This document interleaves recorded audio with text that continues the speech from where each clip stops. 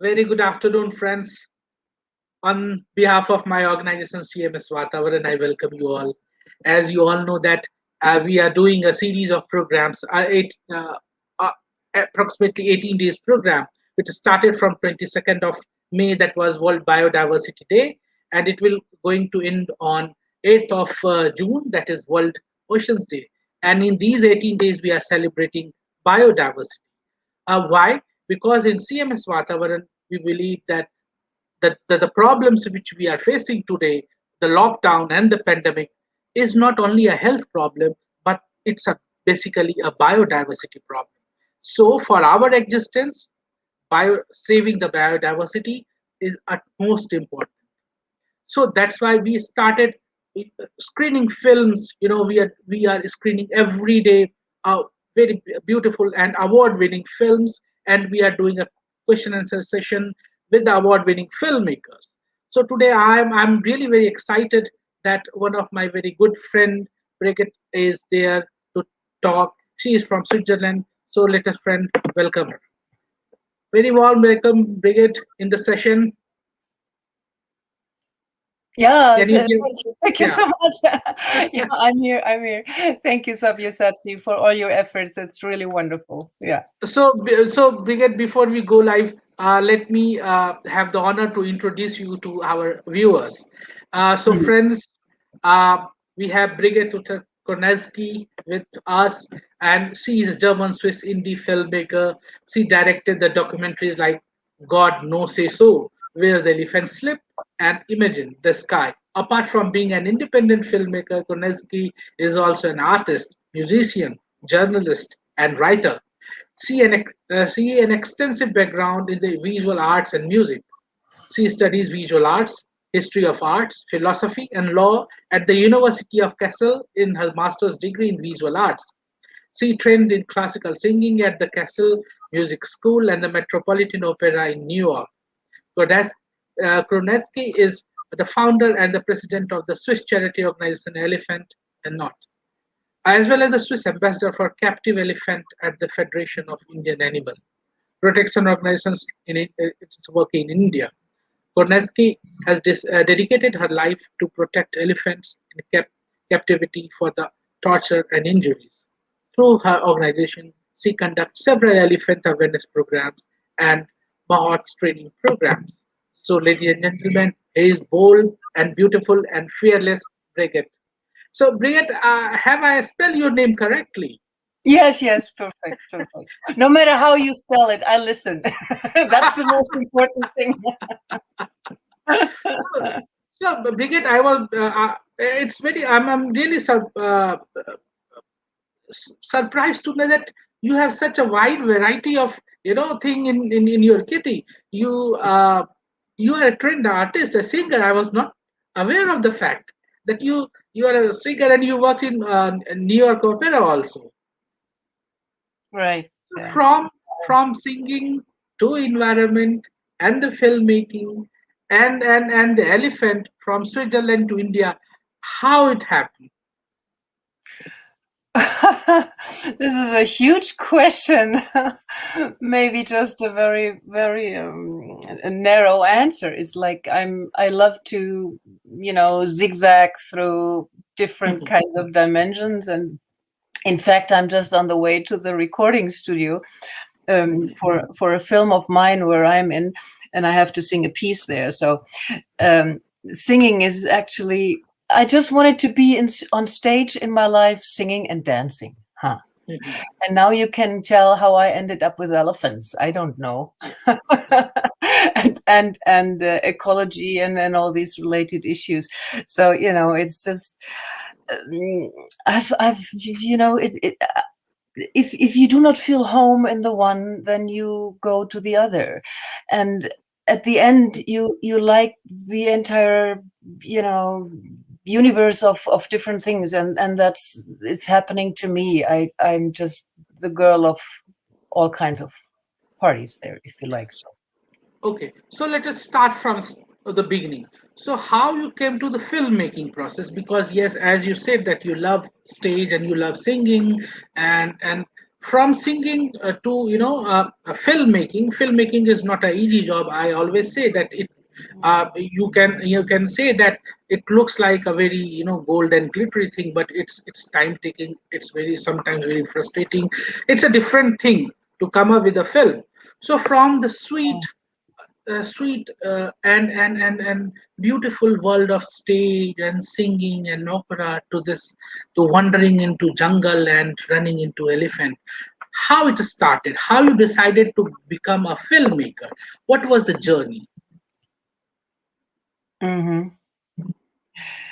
Yeah, singing for me is very easy. I just go and that's it. There's no challenge.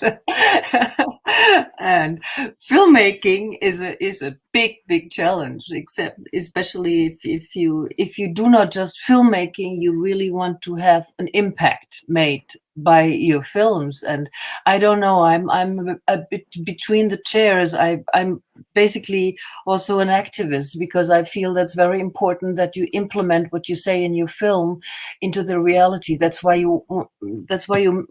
I am actually making a film. So yeah, I don't know if that answers the question. It's a huge, complex thing, with music, with voiceover, with text, with interviews with other people, with going on different locations, with doing all these things and knitting it together to something that you think it might help. I just sit on the human elephant conflict film that I'm doing in Assam right now, since in the third year, and that I promise is the last. I want to have it released in October, November, December, around next winter.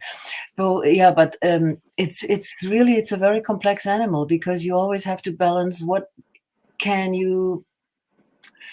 stays in the film and what does not go in there. So it's Brigitte, we will come to that thing later on. But what we wanted to know, I wanted to know, is like how you started making films. What was the thing that trigger, and you decided that look, now I have to make film. I have to.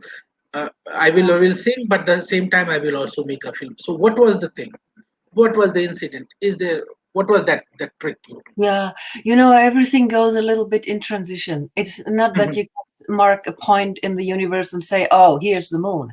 mhm, It's also moving. And what moved for me was, I basically come from fine arts, mhm, and that for me was too much hiding in your own corner. mhm, You know what I mean? I'm not that thing which produces a sculpture or a painting or anything and then puts it in the museum and that's it, or mhm, into the gallery. That is too mhm, boring for my mhm, taste. So mhm, my father made films, but like homemade videos. He loved the plants and the animals and everything, and he shot that. So it mhm, was all done on Super 8 or High 8 or mhm, these absolutely beginner formats. mhm, We think mhm, ridiculous today where we are, but this is how I grew up. So with him pointing the camera always on me, and in the later years, I just my grandfather gave me a Mamiya a photographic camera. That's what I still have today. And I was always out shooting with the camera. I have a very good eye and just a sense for the cinematography thing. So, and I started in my mid-20s. I started mhm. to rent cameras, which Okay. was really difficult to afford. Mhm, Super, VHS cameras those days they mhm, were, and mhm, worked with that. And I had a stupid accident with that. I just fell with the whole camera, rolled down the hill, and I mhm, thought, okay, this is the end. But it was the end of the beginning, actually. mhm, And yeah, what I did next, I bought my first Sony. What was this those days? It was not VHS. It was already a digital mini tape camera from Sony. So, and basically there started the journey. mhm, I made a film that has never been released. mhm, Was called Time Flakes, a totally artistic thing on why people want to shoot. Mhm. Yeah, so I Interesting. went with the military. They had a shooting cinema there where they with with this little thing in the middle, and the cross, and they have to shoot on people. And then there was a scene where people cross the border, and some car scene was there where somebody, the border official, asks for the passport, and the lady says, "Oh, one moment." She turns around Mhm. and grabs his pistol and just shoots. Okay. Things like that. So I was very interested in that film. Got never released. So the next one was then 2 films that I did in Iran. Mhm. And Iran basically socialized me politically. So that is a Mhm. whole journey that goes through the thing. And then I ended up with Mhm. human rights for Mhm. over 15 years or so, and ended up in Africa. And then the last African film that I wanted to make didn't take place for several stupid reasons. But one certainly was money reason. And I thought, okay, I go where I ever wanted to go, that is India. And I researched a bit on elephants, but when I entered India, I have completely forgotten about elephants. I've seen them in Jaipur on the highway riding, and I thought, wait a minute, what is this elephant? Let's go. So, and from that day on, yeah. Mhm. So in So, brief, yeah, yeah. yeah.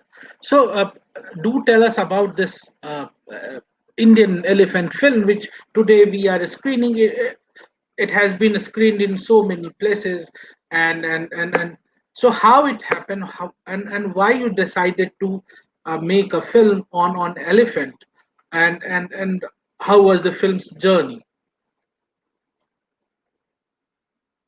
Yeah, that is, it is basically a journey of my own, because really I didn't know anything in the beginning. Like you guys did what's happening with the elephants in Jaipur. You don't know.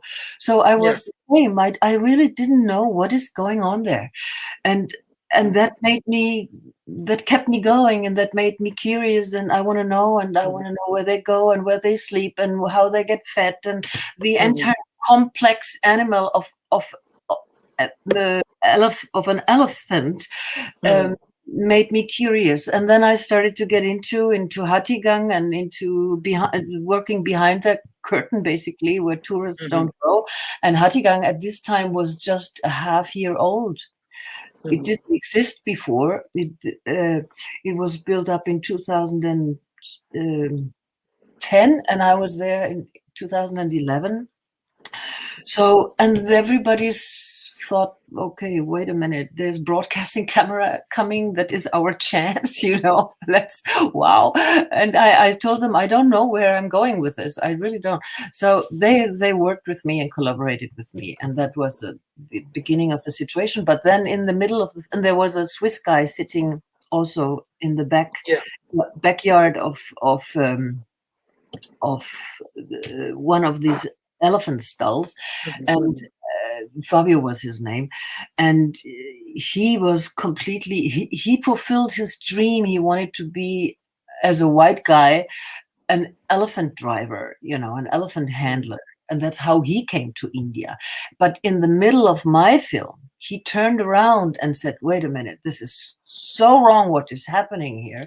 They are starving to death. They are sick through the roof. They have arthritis, foot problems, ankle problems. They don't get the right foot, etc., etc. The whole thing.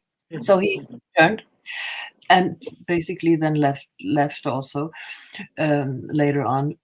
And I stayed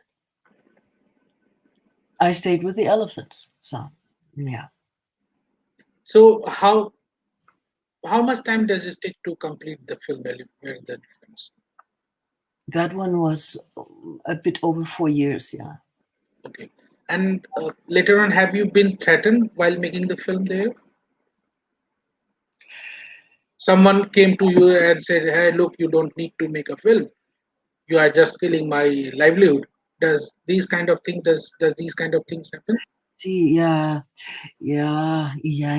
Also, okay, I would call it, I'm on the blacklist on top, but I kept people telling I have nothing to hide and I'm not doing anything wrong. And actually, I'm on your side as well because I did. We with the hotel, which has help in suffering as well, Timmy Kumar, we developed together a plan that was in 2006, I think 2017, we developed a plan to switch the model from the right. Now PETA is doing it, they're bringing in the vehicles for bringing up the tourists to Emmerford instead of having them ride on an elephant. PETA is doing that now. So we had the plan already and we translated everything into Hindi. We collected all the mahout, not the mahouts cannot come because they have to stay with the elephants. But we collected the owners on a long table. They were sitting like up to 20 elephant owners listening to that, and it did not carry on to anywhere. So back to your question, yes, I was threatened, but I do not take that very seriously. What happened? How? Like, can you share this? It goes on Facebook, Okay. It goes on Facebook. Yeah. Then in those days, on any point, have the government, the local government, asked you to stop making film? Don't take the this. No. They were helpful. No. They were helpful. Yeah, they are all helpful. Even Dr. Harshvardhan from the Ministry of Environment and Forest congratulated me to my passion.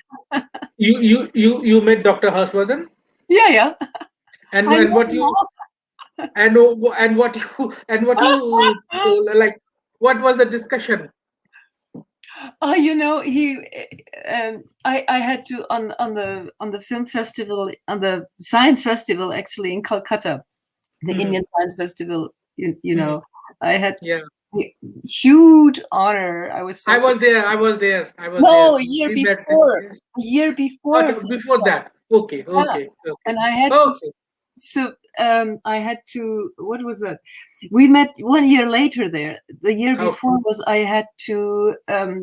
I was entrusted with the opening speech that Dr. Javadekar should hold, and he canceled. So I had to do it. So I did, and that was the meeting where I met Dr. Harshvardhan, and I posted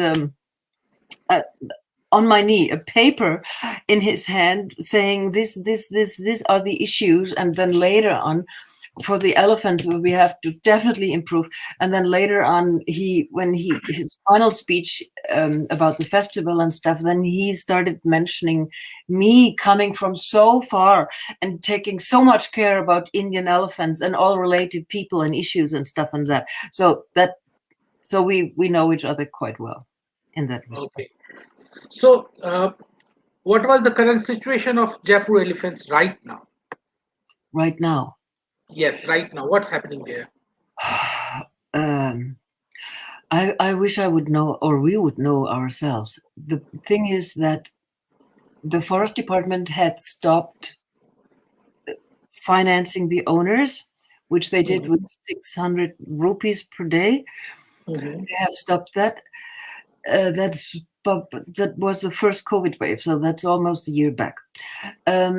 Secondly, in between, like a few months back, the Ambani family, which is one of the wealthiest families in India, in Gujarat, they have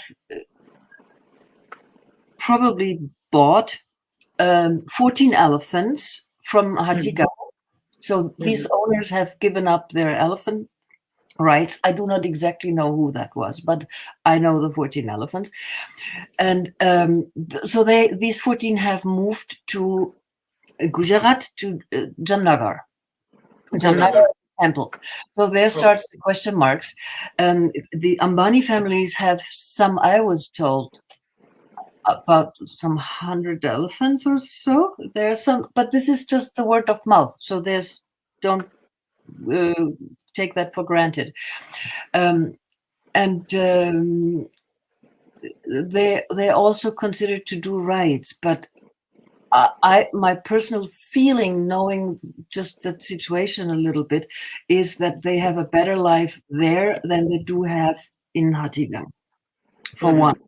So that is about certainly 4 or 5 months back. And right now, they should have some like 90 elephants left or so in Hattigang. And owners are desperate, especially right now, because they have a curfew, they have a lockdown, I want to say. And an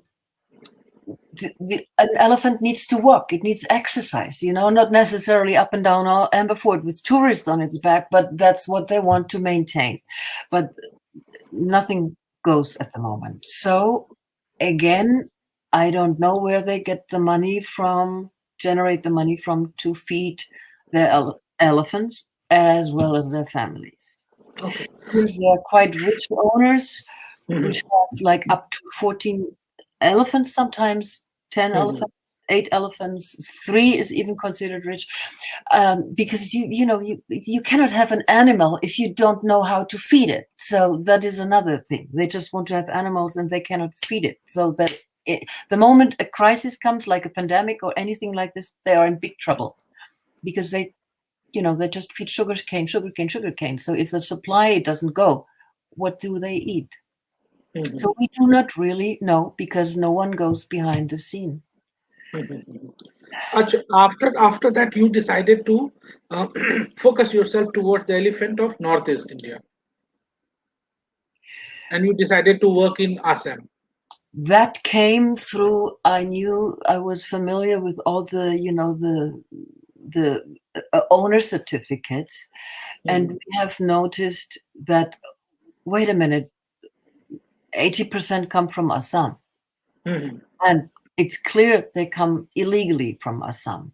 Okay. So, right now, I do not exactly remember how my connection went, but I went to Assam and started researching and what's happening and interviewing people and putting my nose into their situations, because that has nothing to do with Hattigang. That is just another thing with human-elephant conflict which is going on there. And so, yeah, since 3 years, I'm both. When I come, what you wanted to achieve in Assam, Brigitte? Yeah, also, since I looked a lot into local issues and their problems, and I came up with some mitigation plans to mitigate the thing. And then, the one up. See, that's why you sometimes think, okay, you are on the path, no matter how distracted you get in between, but you are on the path. Well, a beautiful thing happened. We were in the middle of nowhere, and suddenly a Jeep comes up, and out there came a young man with a beautiful lady and another few guys. And we started chatting, and it turned out this is Dulu Boro and Meghna Hazarika, his wife. And I have Dulu Boro on my list to get in touch with since years. And suddenly he's there. I didn't have to look for him. And he's just a wonderful guy. He's rescuing the animals. So through Dulu and Meghna, I got introduced to the Hati Bondo fraternity, where I am an honorable member as well. And I just do love these people. They do everything they can. They don't care about money. I'm just doing fundraising for them, but they really don't care. They do everything they can for the environment and the elephants. And what they do exactly is just very, very beautiful. The situation is that elephants come out of their fragmented forest to reach another forest patch. So this is considered a corridor. But since now I'm in the middle of the next topic. I don't know if that's, if you want to hear this, or if you should. Yeah, certainly. Yeah. Okay. So this is considered a corridor, and corridors, most of them here are notified. There are also some which are not notified. But notified or not notified, what happens is that illegally industrial plants are built up there. So like tea tea plant, and also a paper mill.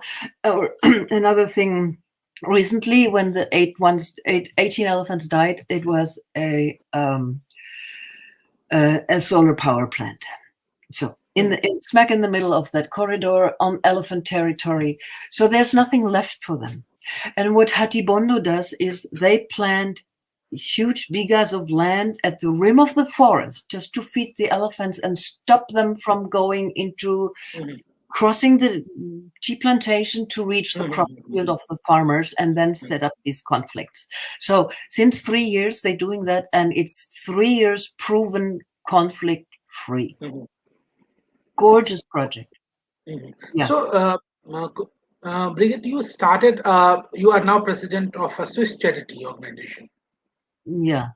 What's the name? Elefante in Not. It's Elefanten in Note, means like elephant in need. Yeah. Okay. So so what are you doing in the charity? Like, what are the projects you are in hand? How? Yeah. Also, I basically doing all and everything. I read the legal supports when they're happening. I read reports. I mean, I support the Hatibondo fraternity right now with fundraising. I do fundraising projects. I also supported Smiling Tusker Elephant Camp that is close to Manas National Park. I do food treatment for the elephants. You know, we had, that was another big thing. Should have had 100 Hattigang elephants for food treatment, and then the forest department in a sudden started to become completely reluctant, not answering anything, no nothing. I had 2 veterinarians, famous ones from Assam. Brigitte, I want to, Huh? One question I wanted, I want to know. You were talking that you are doing a lot of work for the food problem of the elephants. So what are the food problem with these animals are having? The elephants are having, because in a layman viewpoint of view, they are wild animals, and they are in jungle. So, and they never have any kind of food problem. And now you are saying that they had food problem. What is the food problem, and why it happens? Can you tell us a little about their problems? Yeah, see, Sabisati, you're saying it exactly right. In the jungle, they have absolutely natural conditions on their feet. The feet are very, very soft. They don't look like, they're very, very soft, and the surface is very soft. They don't have these problems. They never. Captive elephants, which have to walk the hot tar roads every day during glazing sun on top, they create foot problems. That is the major culprit of this kind of thing. So then what happens is, if the feet, it's like your cuticles, you know, if you do not take care of them, they start getting dry, and then dirt gets in, dust gets in, yeah, all kinds of whatever. So if that travels into an elephant foot, you can tell, and you have to cut your toenails. If you have a long nail and you put 3 tons on it, this thing will crack all the way up. Yeah. That is the thing when they go uphill or downhill. You know, they roll up and the foot cracks. You can tell if they have cracked toenails. It's highly alarming, because if something travels in there, and it is likely to happen, and it enters the bone marrow, done. You can't do anything anymore for the animal. It will suffer to death over a long period of time. So foot care is very important. You know, that everything is kept soft, that the nails are filed, the soles are okay. You know, they built this, I call this crocodile skin as well, when they walk on hot tar roads for protection. And then you cannot expose. You have to do this very systematically with captive elephants to do foot care. Then it's okay. So what are your future plannings? It's like food rot. Excuse me, Sabir, the thing is called food rot, no? Okay, okay, okay, yeah. So, because I was asking, like, post lockdown, like right now we are in lockdown, we cannot come to India, we cannot go anywhere, no one can go to help these guys. Post lockdown, what are your plannings? What you are planning to do? Are you coming back to Assam, going back to Assam and doing something? What are you doing? Just wanted to know your plans. Yeah, yeah, yeah. Of course, I come back to Assam definitely. Um, Mhm, uh, I will also come with for the next film release mhm. of that film, and then we go from there. Yeah. So, can you tell us a little about this film which you are working on right now, which you are planning to do, to have a premiere in September October? Your latest film which you are working Yeah, that is about in Assam about. on. Also it shows on one side it shows the conflict, and on the other it shows the solutions. So solutions are 3/4 of the film, conflict is 1/4, because they are so heavy that you have enough after you want to have to get out of it. So that is just the thing how I balanced it. And it shows the young people's mob which chasing the elephants through the plantations. It shows the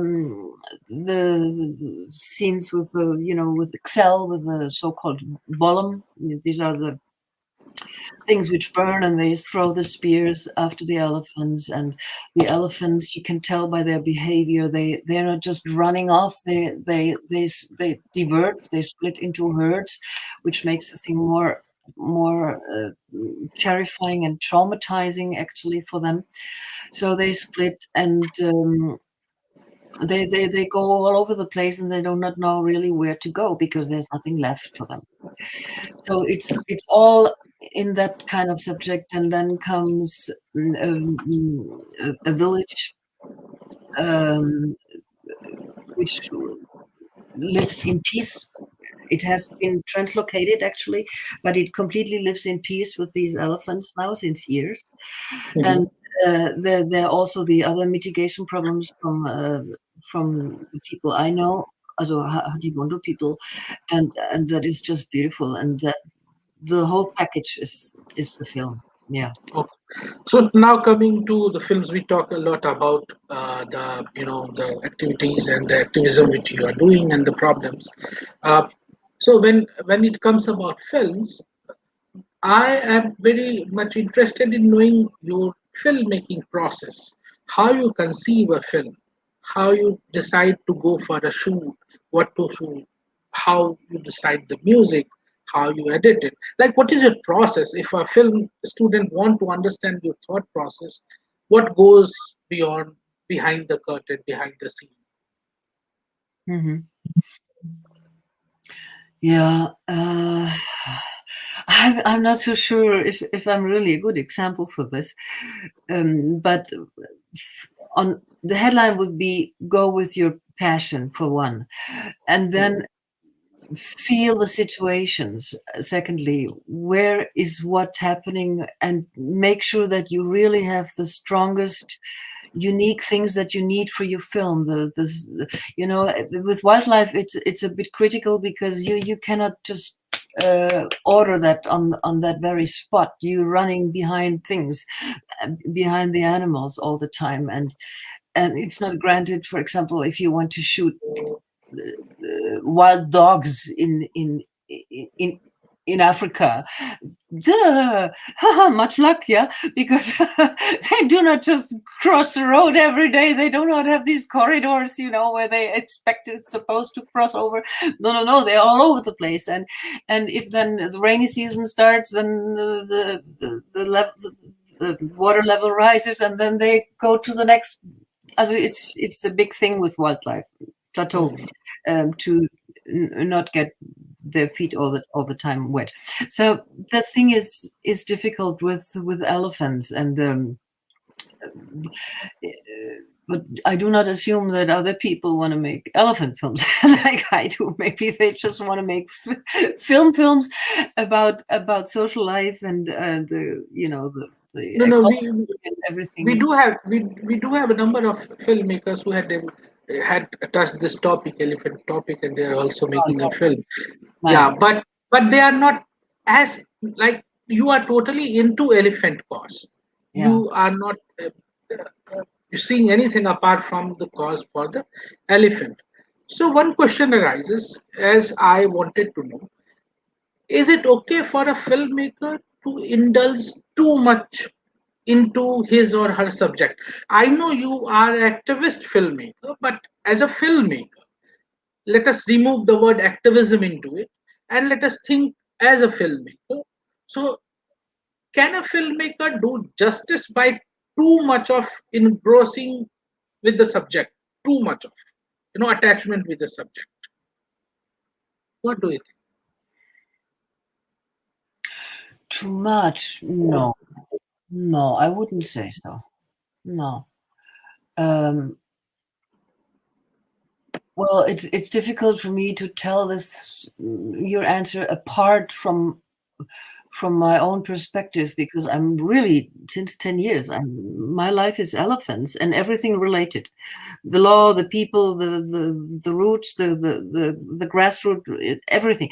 But no, I don't think so. I mean, if you make a film on biodiversity, for example, on the planet, you easily come from one country or one little patch out there in your forest. You come to the country issues, you come to global issues, to universal issues. We live in that kind of century where everything gets very, very fast universal as a global in that sense. And in terms of I would say in terms of environment or ecology or biodiversity, that is absolutely correct. I mean, you should have a narrow focus on something which is where you really personally attached to it. It's in front of your door, but you also should have the broad perspective on the things, because that brings another dimension to this narrow focus. So it goes both ways. Yeah. And I don't think that you can overdo something. No, what is that? I don't know. So, Brigitte, you consider yourself activist first, or a filmmaker first, or a singer first, or a musician first? What are you like? You have a bit of things in you. You are an activist, you are a filmmaker, you are a musician, you are a singer. But what what is what the priority? Is it filmmaking, or is it the activism, or it is the music, or singing? What is the priority for Brigitte?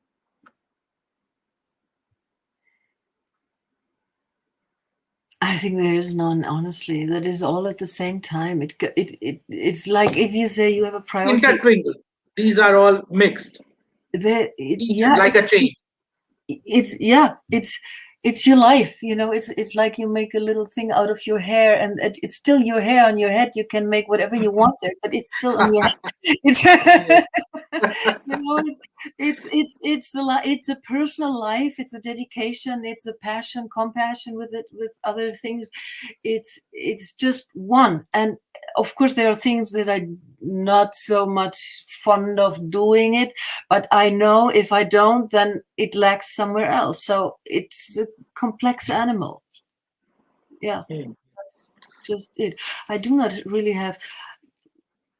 I mean, there are things which come too short. Like, for example, my singing or writings or anything that I just barely have time for anything, or playing a piano, or forget it. But because this other is so expanding, and it also has to do, of course, with the digital world or universe that we're living in. Everything has to be on this and that, and I just reject and refuse. I try not to listen too much on all kinds of resolutions that you have to have for a broadcast, this and that. I think if the film really works and is great and is important, and what you tell and say and do there, that's it. There's nothing. It has nothing to do with the technical qualification, basically. To that extent where it's talked about. You know what I mean? It's way beyond that. You have to have your mindset and your passion and your heart there. Otherwise, you can have a 3 million pixels resolution. It's not going to work. As it will, because you look at a spider, it's the little hair on top, and you think, "Wow, what a creature!" But this is not a film. That is just something that your camera eye sees in a much better condition than your physical eye can do, because you're already 50 or 60 years old and your camera lens is like fresh from the producer, a size lens or any, you know what I mean? There's a difference between making a film in terms of HDs, K4, K8, K16, what we have meanwhile, quality, or if you make a film, you can use it, and you use it certainly in a certain, if it comes to close nature close-ups, you can use it. It might be very, very useful, but then you go more to the content and to the behind thing, to the inside, of your subject, and that takes more time, and that is something else. I don't know. I'm just No, you're absolutely making sense. And as I was talking to so many filmmakers, this thing the most common thing which they talk about is like passion and about the content rather than having a 4K or 8K, wonderful. sense. Yeah, Yeah. So yes, you need, if you want to be a filmmaker, you need to have passion towards the film. If you are yeah. not passionate enough, you cannot be a filmmaker. That's for Yeah. sure. You have And so and, many and great young people there which are passionate and want just go for it. Yeah. yeah, okay. So really, it was really nice talking to you. As we are, out of time. We cannot I wanted to ask you so many questions which were there, but time is not but time is not permitting us. So Brigitte, very best of luck from our side, from our organization, of on the work you are doing. We are really very passionate and very full of fire about when it comes about this welfare of elephant, and I hope that it will help to protect our biodiversity, our mother nature in some way. Uh, Thank you again very much for taking your time and becoming part of this live question session. Thank Have you a so great much, day ahead. Pachi. I appreciate so much your work, because your heartbeat is right there where mine is too. So that's how we met, and this Yes. approach should happen more often between people. Yeah, So yeah, very nice. yeah, Thank you so much. All the best for yeah. you too. Yeah. Thank you very much, Brigitte. Goodbye. Thanks. Bye bye.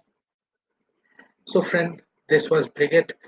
I must say you that she is a very passionate person, full of energy and fire, and she really is, dedicated her life towards the welfare of elephant.